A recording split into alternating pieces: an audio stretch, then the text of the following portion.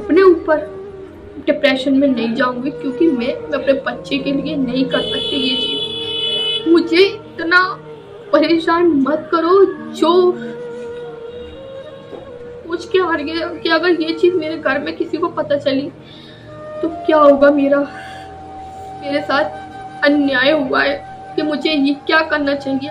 तो welcome back to my YouTube channel. कैसे हैं आप सब लोग? उम्मीद करते हैं आप लोग अच्छे होंगे। तो अभी फ़िलहाल मैं आपको बता दूं कि अभी जो है ईमेल आया है मेरे पास शिवानी कुमारी के हेड ऑफिस से, और मैं आपको इसी वीडियो में बात करने वाली हूँ सारी चीज़ के बारे में। तो दोस्तों मेरे पास एक ईमेल आया है, आपको साइड में दिखा रही हूँ मैं। तो ईमेल में लिखा हुआ है कि मैं प्रदीप शिवानी कुमारी ऑफिशियल टीम, और आप किसी को भेजिए कानपुर और ऑफिस में, और जो लीगल प्रोसेस है यानी कानूनी कार्रवाई है वो पूरा होने के बाद डिसाइड होगा कि आपका चैनल वापस होगा। अब आप ही लोग डिसाइड कीजिए कि ये चीज़ क्या मतलब है। आप लोगों ने बोला था कि गलती है आपकी, तो मैंने दिल से एक्सेप्ट की, ठीक है, दिल से एक्सेप्ट करी। और उसके बाद मैंने शिवानी कुमारी से ऑफ कैमरा नहीं ऑन कैमरा, जब मैंने ऑन कैमरा रिएक्शन चैनल दिया था तो ऑन ही कैमरा मैंने सबकी माफ़ी मांगी, दिल से माफ़ी मांगी, है ना। और मैंने बोला कि मैं नहीं आ सकती इस हालत में क्योंकि मेरे डॉक्टर ने मना किया। उसके बाद भी किसी को भेजिए। तो मैं आपको इस वीडियो में साफ बात करने वाली हूँ कि मैं अपने परिवार में, अपने पूरे खानदान में एक अकेली यूट्यूबर हूँ जो मैंने अपने दम पर यूट्यूब चैनल खड़ा किया है और यूट्यूब चैनल चलाती हूँ। यहाँ तक कि इस यूट्यूब चैनल के बारे में मेरे हस्बैंड शोएल को कुछ भी नहीं पता, उनको कुछ नहीं, ईमेल वगैरह उन्हें कुछ भी नहीं आता। जो कुछ करती हूँ सिर्फ मैं ही करती हूँ, वो भी अपने दम पर। मेरे घर में कोई नहीं जानता, बस मेरे घर में सब लोगों ने मुझसे ये बोला था कि यूट्यूब चैनल खोलने की कोई ज़रूरत नहीं है, जो तुम यूट्यूब पर काम कर रही हो वो गलत है, यूट्यूब पर वीडियोस वगैरह मत बनाओ। मतलब शुरू में जब मैं किसी के लिए नहीं, मैं अपने ब्लॉग बनाती थी, सब लोगों ने ऑप्शन उठाया, लेकिन मुझे शौक था सोशल मीडिया पर आने का, और मैंने सोशल मीडिया वीडियो बनाना स्टार्ट की, ठीक है। और मेरे घर में सबने मुझसे मना की थी।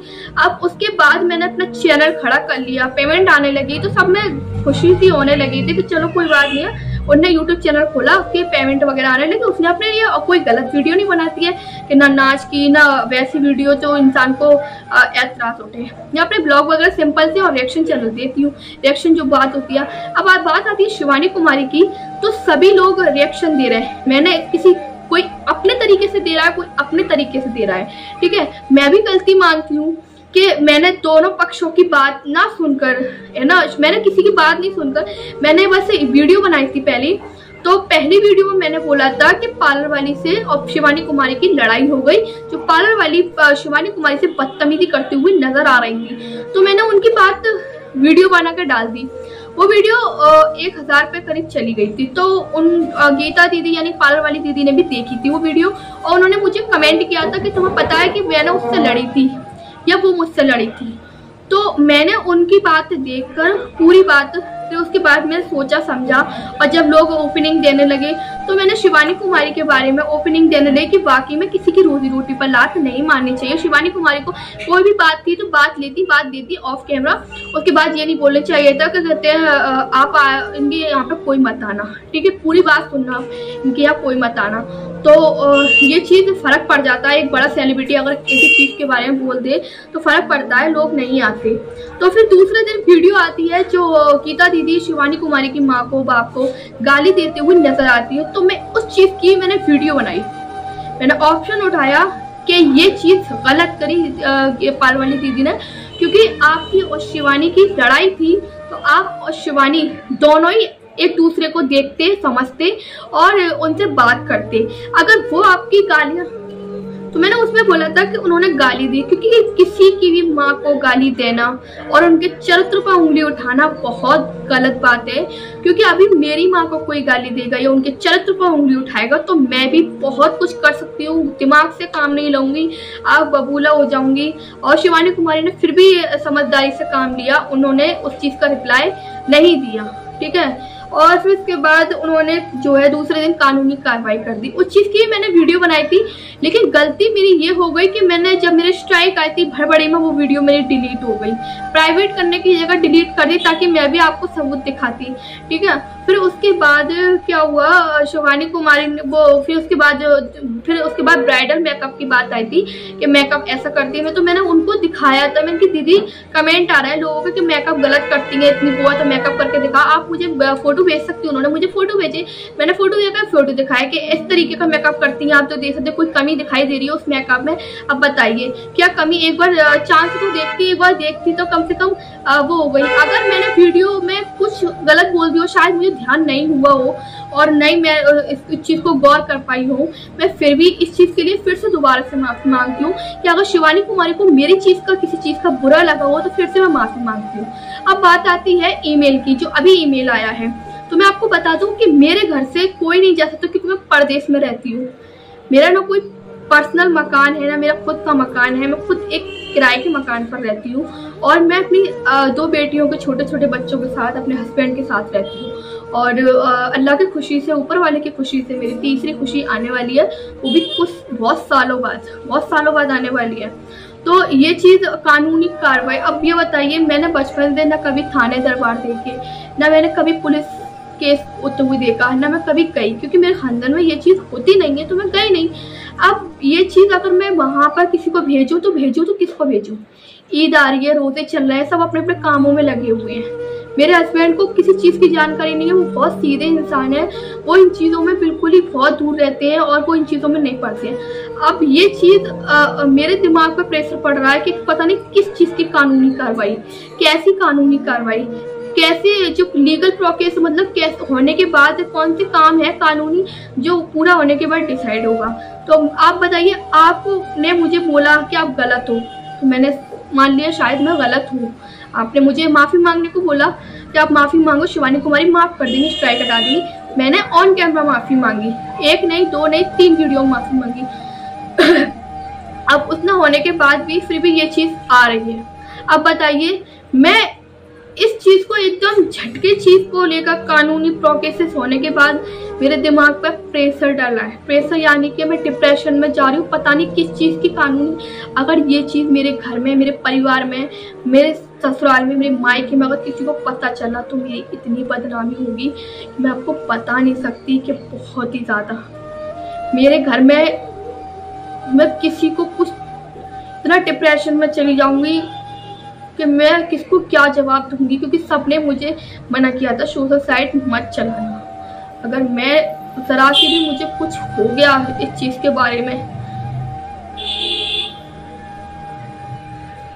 मैं बस इतना चाहती हूँ मेरा चैनल वापस आए या ना आए।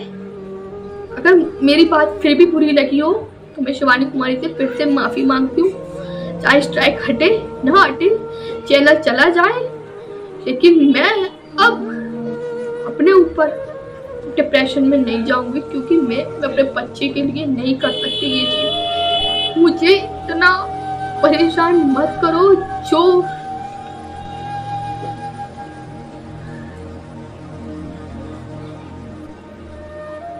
जो मुझे सोच के आ रही है कि अगर ये चीज मेरे घर में किसी को पता चली तो क्या होगा मेरा। बस आप ये लोग डिसाइड करो कि मेरे साथ अन्याय हुआ है, कि मुझे ये क्या करना चाहिए आगे। आप लोग कमेंट करके बताओ कि मुझे आगे क्या करना चाहिए। मैं तो अपनी तरफ से साफ आपको बता देती हूँ, मेरे घर से कोई नहीं जा सकता और ना मैं ये चीज़ किसी को बता सकती, क्योंकि मेरे घर में बहुत ज़्यादा मेरी बदनामी होगी। मेरे हस्बैंड कुछ नहीं जानते हैं और मेरी बात रही, मैं तो जा ही नहीं सकती, चाहे अब चैनल वापस आए या ना आए। ये सोच लूंगी, किसी चीज को खड़ा किया था मैंने अपने दम पर, ये चीज चली गई, लेकिन मैं अकेली नहीं, अपने ऊपर बिल्कुल भी डिप्रेशन नहीं आने दूंगी, ना परेशानी आने दूंगी। आप लोगों का अगर सपोर्ट रहा तो मैं एक और चैनल खड़ा कर लूंगी। आप लोग इसी चैनल पर मुझे सपोर्ट करिए और आगे बढ़ाइए, ताकि मैं भी कुछ कर पाऊँ यूट्यूब से ही। मेरा खुद का मकान होता तो मुझे किसी बात की डर नहीं होता। मेरे का कोई भी मकान नहीं है, रेंट के मकान पर रहती हूँ। जानते हैं एक दफे को खाने को ना हो, लेकिन रेंट भरना ज़रूरी होता है सबसे ज़्यादा। अगर रेंट किराए पर टाइम पर नहीं भरा तो मकान मालिक घर से भी निकाल सकता है, तो बिना छत के इंसान रह जाएगा।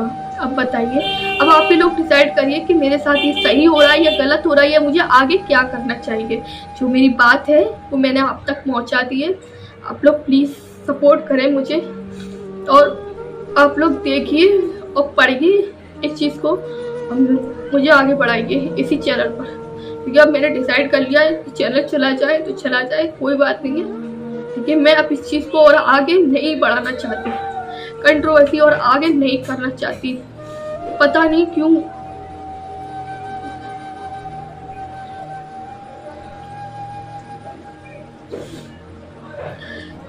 आप लोग देखिए, मेरे तो कुछ दिमाग काम ही नहीं कर रहा है, मेरे ऊपर बहुत प्रेशर सा पड़ रहा है। मैं कितना भी अपने आप को समझाने की कोशिश करूं, नहीं समझ पा रही हूँ कि मुझे डर लग रहा है कुछ हो ना जाए मुझे।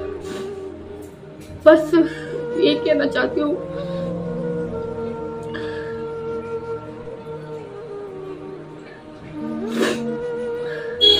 आप लोग देखिए, वीडियो को ज़्यादातर शेयर कीजिए और आप लोग डिसाइड कीजिए, आप लोग कमेंट करके बताइए कि मुझे क्या करना चाहिए।